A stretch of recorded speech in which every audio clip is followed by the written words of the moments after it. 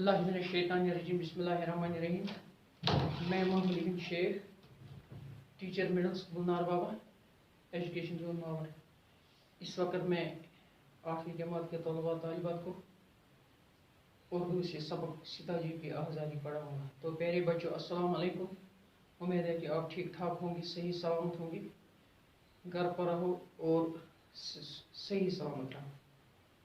आज हम आपकी किताब बहरिस्तानी उर्दू से जो सबक पढ़ने जा रहे हैं वह है सीताजी की आहुजारी। आज हम इसके सवालों के जवाब लिखेंगे। तो पहला सवाल है, सीताजी रामचंद्र जी के साथ क्यों जाना चाहती थी?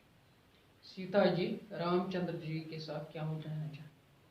सीताजी रामचंद्र जी के साथ इसलिए जाना चाहती थी क्योंकि वो इसकी जुदाई बर्दाश्त नहीं कर सकती थी।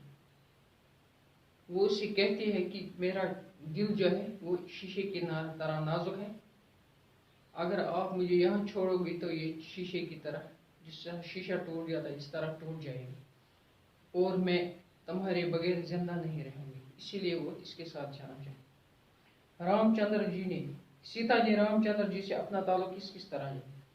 जिस तरह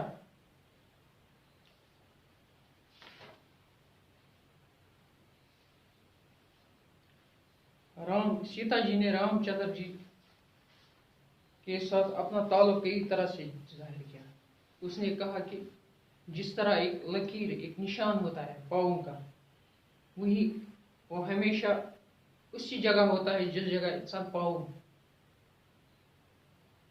पसारता है, यानी जिस जगह पाँव रखता है वही पाँव का निशान लगता है। समझो कि मैं सीता जो है वो रामचंद्र की वही रेखा है, वही निशान है जो पाँव का है।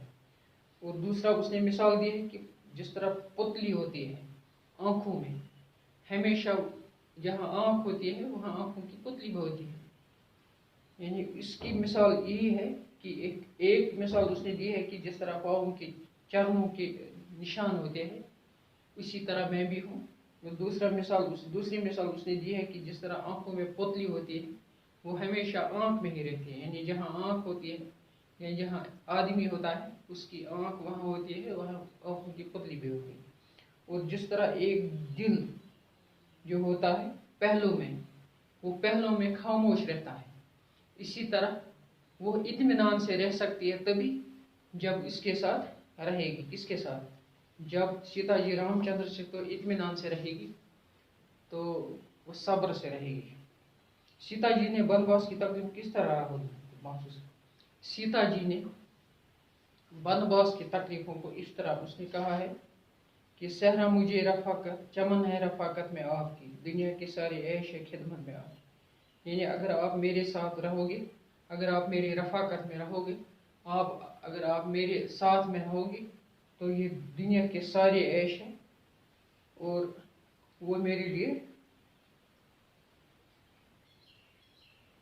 दुनिया के सारे ऐश मेरे लिए होंगे। और अगर मैं सहरा में भी रहूं तो वो भी मुझे लगेगा कि मैं फूलों की क्यारी में हूँ, यानी मेरा दिल खुश रहेगा, मेरा दिल हशाश बशाश रहेगा। रामचंद्र जी सीता जी को छोड़ गए तो इन पर क्या बीतेगी? तो अगर रामचंद्र सीता जी को छोड़ गए तो इस शेर में लिखा है, सद में तुम्हारे हिजर के क्यों कर उठाओ मैं मर मिटोगी दुख जो ये दम भर उठाओ।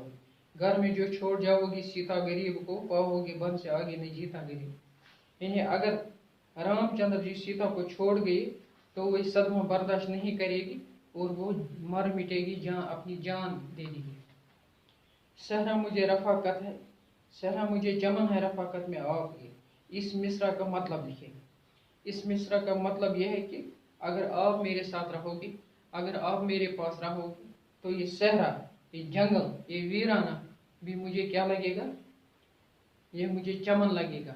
यानी इस सहरा में मैं खुश खुरम रहूंगी, शादमान रहूंगी जब आप मेरे साथ होंगे। तो ये था आज का सबक। कल हम दूसरा सबक लेकर फिर हाजिर होंगे। तब तक के लिए खुदा हाफिज। अस्सलाम वालेकुम व रहमतुल्लाहि व बरकातहू।